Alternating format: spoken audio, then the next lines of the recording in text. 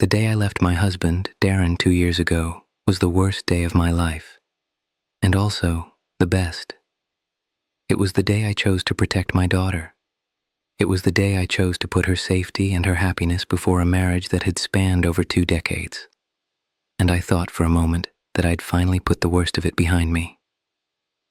But 2 years later, I found myself sitting next to the man who attacked our daughter at my best friend's wedding. And today, I'm going to tell you how that led to me walking out of that wedding, cutting off a 30-year friendship, and finally finding some real peace. The unthinkable betrayal. 2 years ago, my eldest daughter, who is now 19, came out to us. It should have been a moment of celebration, of love, of support. But for my husband, Darren, it was a moment of rage. He physically attacked her. I won't go into the details, but I will tell you that the sound of my daughter's cry and the sight of her fear is something that will haunt me forever. In that moment, something inside me broke. I knew I couldn't stay. I knew I couldn't let my children be raised in a home where they weren't safe. My second eldest daughter, who was 11 at the time, saw everything. The younger two, who were 7 and 8, saw the state their sister was in, the state their father left her in. My eldest daughter now has a restraining order against him, and I have sole custody of my 3 younger children. Darren has tried to fight me for custody for the last 2 years, but when you have a criminal record for beating up your child, the courts tend to side with the mother. My friends, a group I'd known since primary school, all told me they had cut contact with him. They knew what he did. They were my support system. Or so I thought. The wedding and the setup. This past weekend, I went to my best friend Rachel's wedding. We've been friends for over 3 decades, and she's a huge part of my life. My kids even call her their auntie. Her husband helped me pack up my life after what Darren did. So imagine my shock when I saw Darren at the ceremony. I froze. My first instinct was to confront Rachel, to ask her why he was there. But it was her day.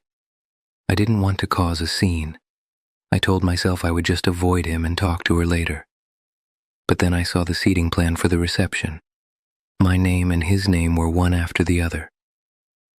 Rachel had put us at the same table, with the rest of our old friend group. 2 of my other friends from the group convinced me to stay. They told me they had no idea why Darren was invited and that they would make him regret being born if any drama started. I trusted them. I wanted to believe them, and I desperately wanted to see my friends, who I hardly ever got to see anymore, so I sat down. And he sat down next to me. He looked at me, a smirk on his face, and said, "Hey, babe." In that moment, all the anger, all the fear, all the trauma came rushing back. I wasn't at a wedding anymore. I was back in that house trying to restrain him while my second eldest called the police. I couldn't breathe. I couldn't stay there. I downed my glass of Prosecco, and without a word I walked out and went back to my hotel. The cold reality. The next day, I got a message from Rachel. She apologized, but then she said something that absolutely shattered my reality.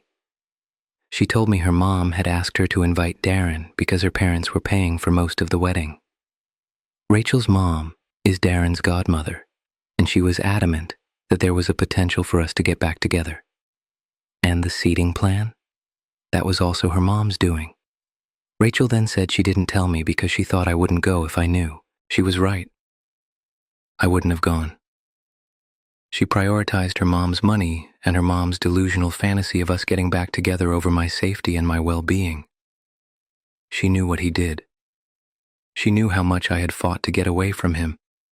And still, she put me in a situation where I was completely blindsided, emotionally vulnerable, and in the presence of my abuser. I didn't respond to her message. I didn't know what to say. How do you respond to a person who would betray you like that? The final straw. After blocking Rachel and her husband, I talked to one of the members of my friend group, a guy who had also been at the wedding. He apologized for convincing me to sit down at the table. He said he was so focused on having the group back together that he didn't think about how it would affect me. And then he told me the most horrifying thing of all. Apparently, when Rachel's family members asked where I was, Darren told them that seeing him reminded me too much of our son who died 2 years ago, and that's why I had to leave. He was talking about my daughter. My daughter, who is a very much alive, thriving trans woman. He not only used her coming out against her, but he was now using her identity to spread a disgusting lie to cover his own ass. And apparently, no one in my old friend group corrected him. No one. In that moment, I knew I had to cut them all off. I removed myself from our group chats and have decided to start over. I have removed myself from a group of people who would stand by and let my daughter's existence be erased and turned into a lie. I've realized that the person I was with was not the only one who didn't respect me or my children. A new beginning. It's been a long 2 years. My children are all in individual therapy, and they are healing.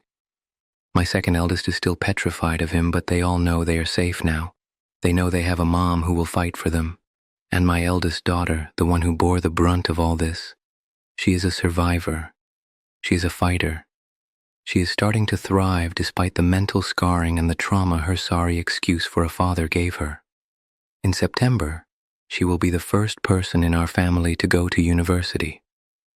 She is taking a page out of the Petty Queen's book, as she says, and getting her revenge with a life well lived.